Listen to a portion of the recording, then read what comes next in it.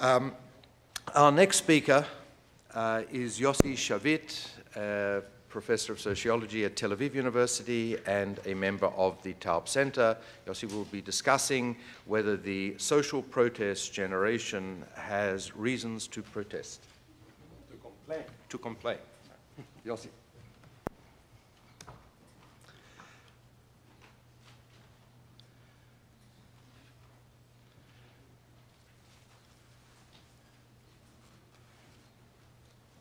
My glasses.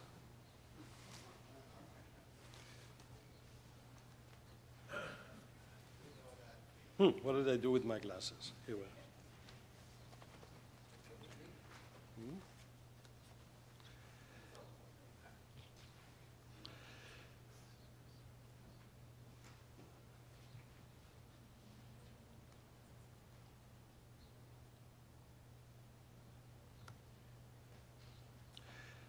Okay.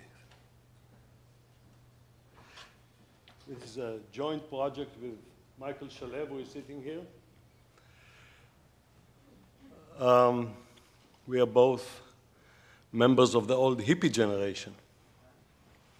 How to believe. And last year, when the demonstrations broke out in Israel, but before that in Tunisia and Egypt and Spain, and finally in Wall Street, we were ecstatic. We felt that the banner was being passed down to the next generation, that there is hope in the young, that the world was taking a turn for the better. I was asked before whether I was here under the hat of a demonstrator or a sociologist. Well, I'm both. We both attended, I think, every single one of the demonstrations.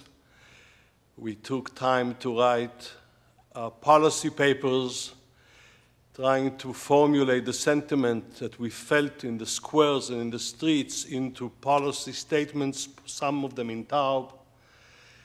And we hoped for the best, knowing deep inside not to hope for too much. But we are also sociologists, and as such, we must step back and take a critical look at what this movement was all about, is all about. We can't be swept away by euphoria. And this paper is a rather, I would say, cynical attempt to understand what made them rush to the streets. One of the claims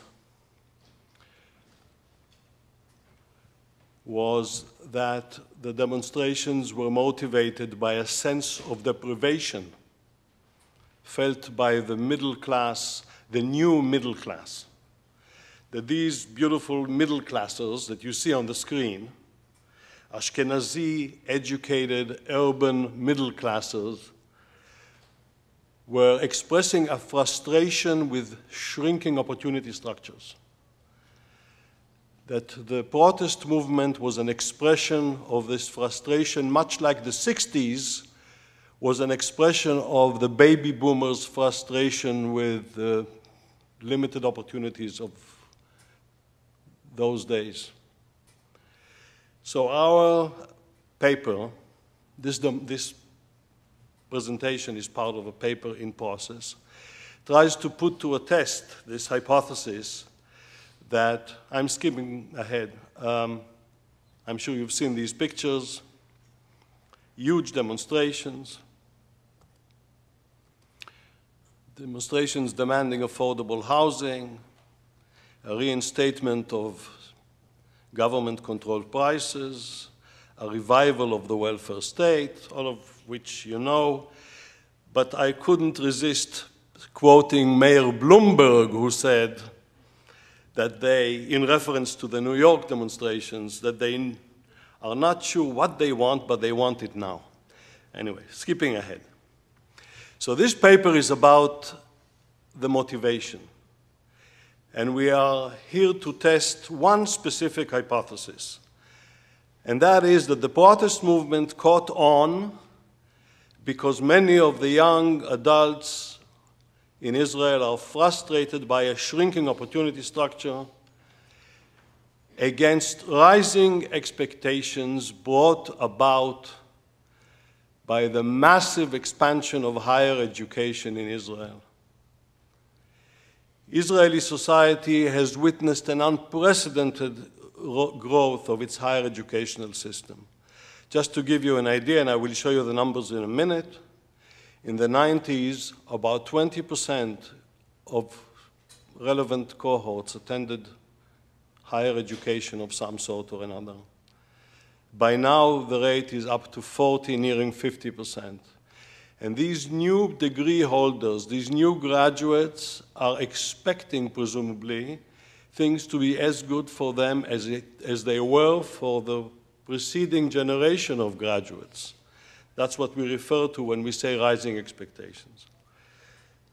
So our empirical question is, or our empirical questions are, did indeed the socioeconomic attainments of young people of middle-class origins decline in recent decades? Namely, did the opportunity structure shrink for them?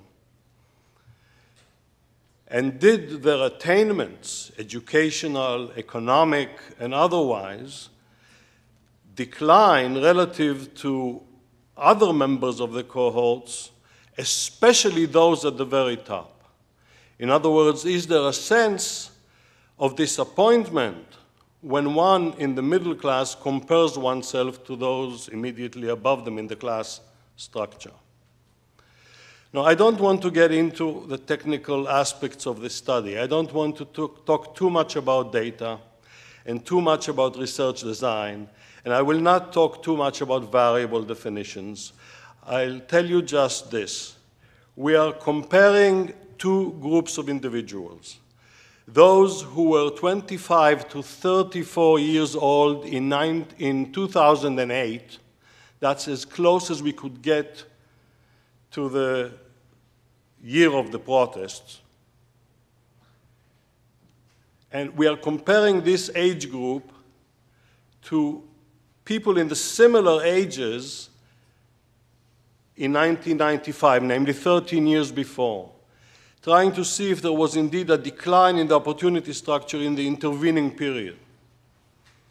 And we are also looking at change in class differentials between these two time points. Namely, did the lot of the middle class deteriorate between these two time points among these young 25 to 34-year-old persons? And here are the results. Let me start with education. What we see here is this massive expansion of education between two periods. Between 1995, that's the blue, and 2008, that's the, what's the color? You know I'm colorblind, Danny. The green. So you can see that the green bars are much, much higher. Now, what is on the x-axis, on the horizontal axis, that's parental income class, what we call class of origin. On the left, you have young men and women whose parents were poor, who in the lowest fifth of the income distribution. And on the right-hand side, you have young men and women whose parents were well off, in the top fifth of the distribution. So think of these bars representing parents' class of origin, or parents' class. And what you see that in each of these classes, higher education expanded. You also see that inequality between classes in higher education was rather stable, albeit at a higher level of overall attainment. So here you see this engine that may have generated these rising expectations. Let's move on. Let's look at Jews. The expansion of higher education was greatest for women among Jews. You can see that the bars, the green bars, are much higher than the blue bars for women, more so than for men. And the same goes for Arabs, except that in addition, Inequality in higher education increased substantially among women, among Arabs. So the message so far is this: higher education expanded dramatically, especially among women, both for Arabs and for Jews. And what did all this do for wages? Well, look at this. Here you have wages in both absolute on the left and relative terms on the right by level of education. And what you can see here is that the mean hourly wages, I'm referring to the graph on the left, increased substantially by levels of education at all levels of education. At all levels of education, earnings, when measured in constant shekels, increased very nicely in all levels of education, but that inequality in earnings between levels of education also increased dramatically. Now, who gained most in relative terms?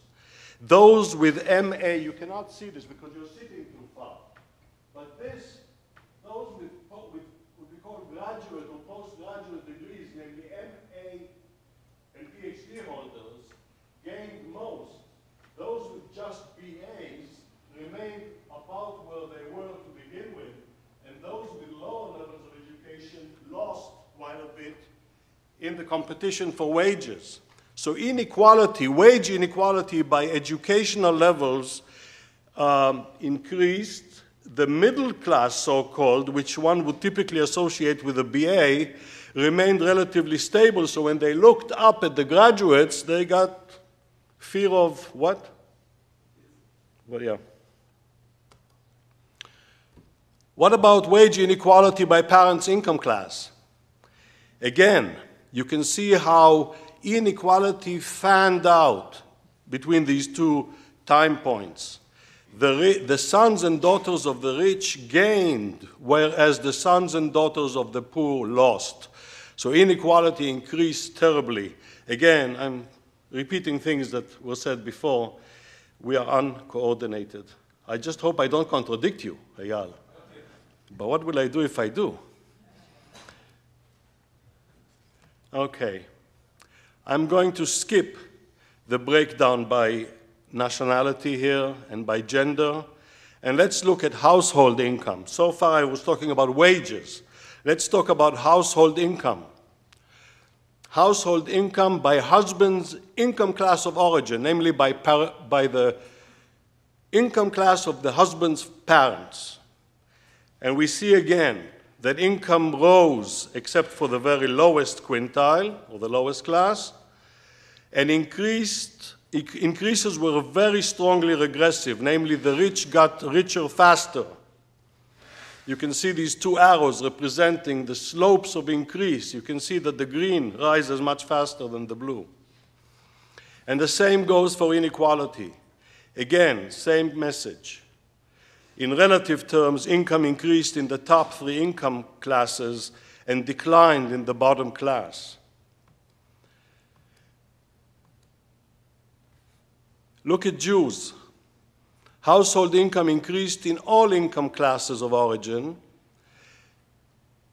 The relative gains in the top three classes are most pronounced, as shown in the circle. And at this point, you may already be wondering, as it says here, what were they complaining about? Because remember, the demonstrators were all, or were at least associated with the middle classes. These were young men and women, educated, from middle-class origin, whose lot seems to have improved nicely, except for the fact that those from the very top classes improved even more. Here is the sad story with respect to Arabs. Household income increased in all income classes of origin among Arabs. Relative income classes increased moderately, just moderately, in the Arab middle class and declined in the bottom quintile. But we can see, when looking at the right-hand figure, we see that in relative to the mean, relative to the average, Arabs are always below the median, the mean, namely below Jews. Now let's take a look at housing. Let's take a look at the Jews first. Let's take a look at home ownership by husband's income class of origin. Home ownership declined in each and every class of origin among Jews, especially in the top 2 quintiles. These are the richest quintiles. Why would home ownership decline among the rich rather than among the poor? We suspect that this has to do with a change of lifestyle rather than with need. In other words, the wealthy are slower to establish themselves, to set up families, to settle down, and that's the reason why home ownership among the 25 to 34-year-olds is declining somewhat, especially among the rich. It's not because they don't have the resources to purchase housing.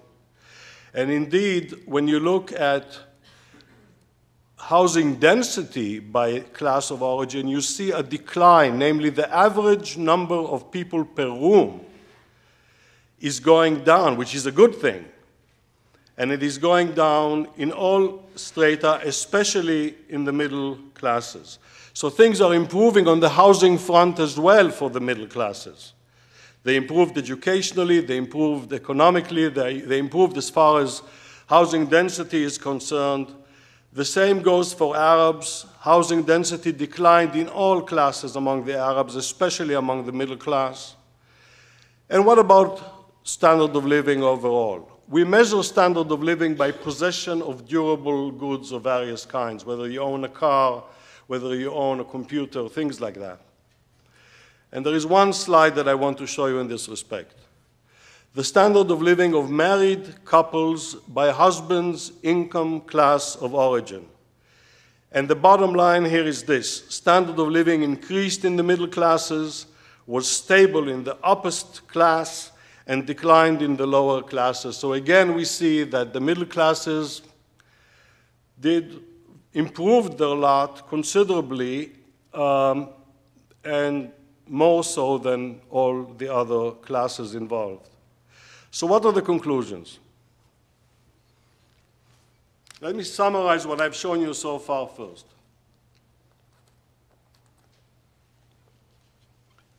First, higher education increased in all classes, but inequality between classes of origin persisted. 2, in relative terms, the average economic return to a BA remained stable while lower levels suffered, but higher levels gained. Both wage and income inequality between classes of origin have grown. That's the one major story that runs through across these presentations. Inequality is getting much worse. Relative household income has generally risen for young families from the middle and upper classes of origin. Housing density declined in all classes, especially for the middle class. Standard of living increased in the middle classes relative to the origin classes above and below them. So, in sum, the lot of the middle classes improved even in relative terms. The relative living of standards and household income of young adults from the 3 middle income classes increased between these 2 time points. These results are clearly inconsistent with the hypothesis that the protest movement of the middle class was fueled by shrinking opportunities. It was this class, the class that took to the streets, is doing much better today than it did previously by any criteria that we could measure. However, other findings that Michael will probably show later reveal an erosion of the middle class relative to the top. So they were doing better, but others were doing better than they were doing. Is it a matter of class envy? Is it a matter of conspicuous consumption on part of the top classes that are alienating the others? We do not know. Rising returns for postgraduate education that I showed you made BA holders somewhat frustrated because they remained stable. A much bigger rise in the relative income of the top origin class than the two below them. Could that have been it? Among Jews, we've seen disproportionate gains in relative personal earnings for those from privileged background, especially among women. So this is reminiscent of the 99 1% slogan that one hears in the US especially, in conjunction with the Occupy Wall Street movement. Thank you very much.